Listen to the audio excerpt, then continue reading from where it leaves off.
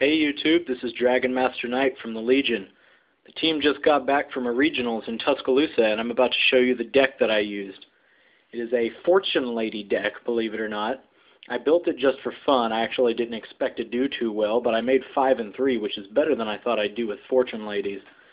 Anyway, this deck was built shortly before the release of the new September band list, so it does have brain control and other stuff in it. But anyway, here's the deck.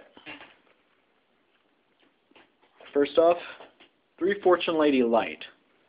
Fortune Lady Light is basically the backbone of this deck, and when it is removed from the field by a card effect, it allows you to special summon any Fortune Lady from your deck, which 9 out of 10 times will be Fortune Lady Dark. I run 3 Fortune Lady Dark. Dark is a base 2000 that goes up by 400 attack points during each of your standby phases. And its effect allows you to pull out any Fortune Lady from your graveyard whenever it destroys something by battle.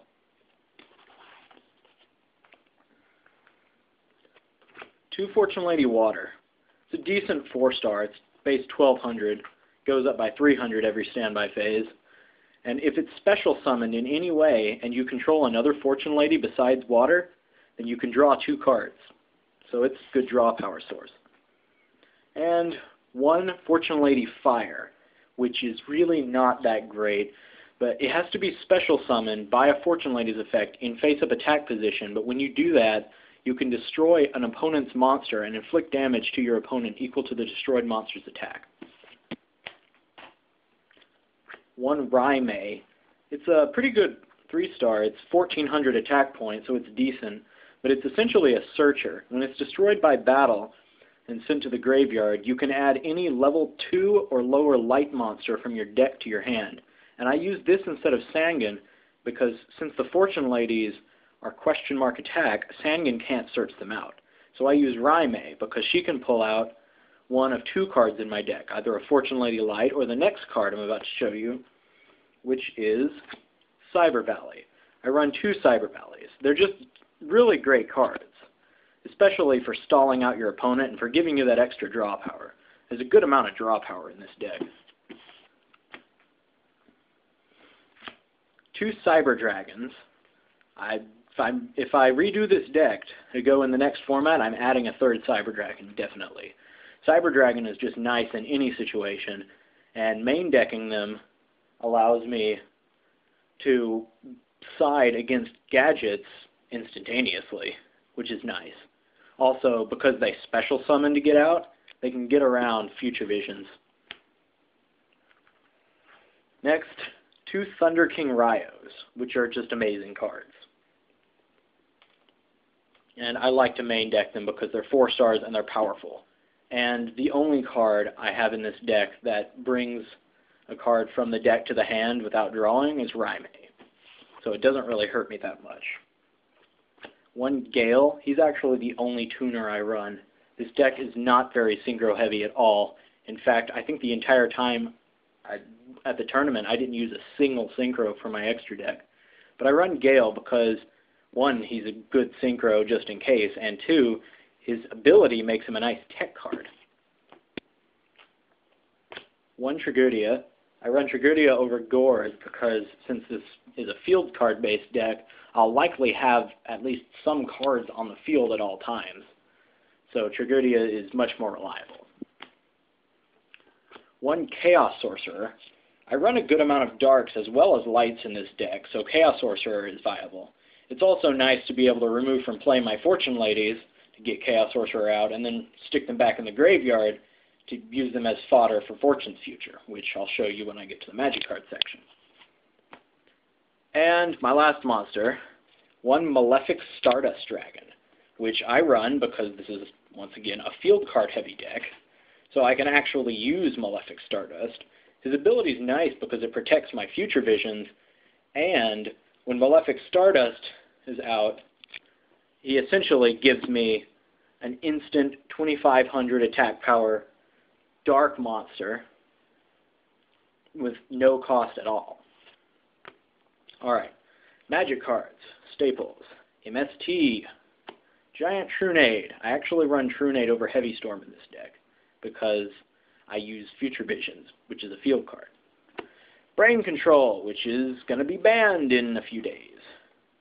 And one Terraforming to help with getting out Future Visions. I also run an Allure of Darkness because I have, I believe, 7 darks in this deck, and it just helps to speed things up. 3 Future Visions. Future Visions is the field card of this deck, and it is incredibly mean to pretty much all the top meta decks. Whenever anything is normal summoned, it's instantly removed from play, and it doesn't return to play until the standby phase of the person that summoned it. So this is incredibly mean, and Future Visions is pretty much used so that I can play it down and then summon a light, have it be removed, and have Light's ability go off to Special Summon Dark.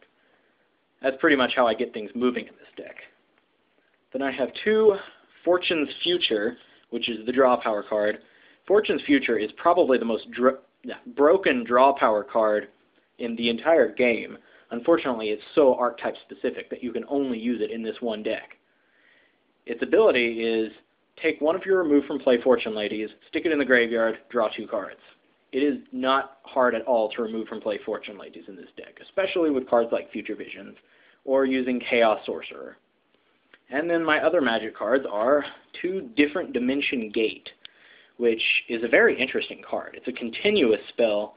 When you play it, you select a monster from both sides of the field. One monster of yours, one of your opponent's. They don't even have to be face up.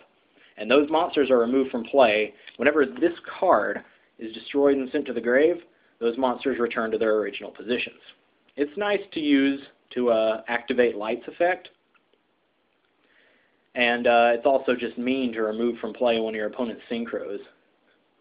Especially cards like Dandelion. Opponents hate that.